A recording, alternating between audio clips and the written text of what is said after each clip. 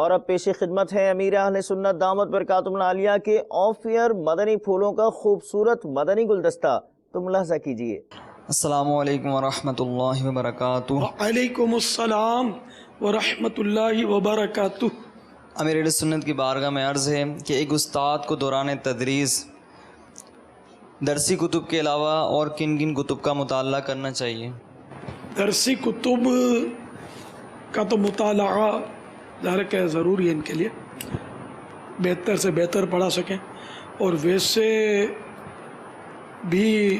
ان کا مطالعہ وسیع ہونا چاہیے کہ طلبہ اسباق سے ہٹ کر بھی سوال کر لیتے ہوں گے، مسائل بھی پوچھتے ہوں گے، تو ان کو جواب دینے کی نیت سے بھی اگر نیت شامل کریں گے ثواب میں اضافہ ہوگا انشاءاللہ۔ اپنے علم میں بڑھوتری کی نیت ہوگی، اس کا بھی ثواب ملے گا، تو اس لیے وہ اپنے فتح رضویہ شریف ہے، بہار شریعت، اپنی فیضان سنت جلد اول اور اس طرح کے ان کے ابواب کا مطالعہ بہت مفید ہے۔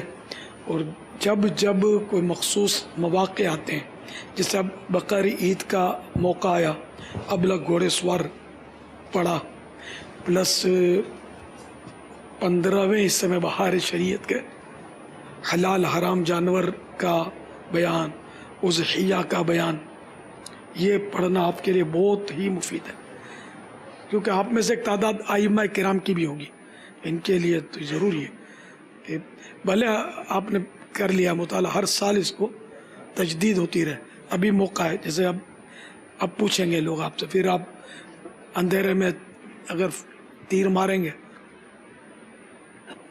بھلے نہیں آتا، لوگ بھلے بولیں،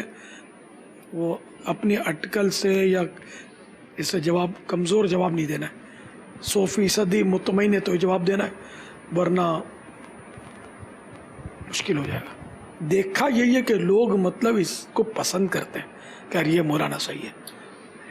ہے نا، نہیں آتا تو نہ بول دیتا ہے۔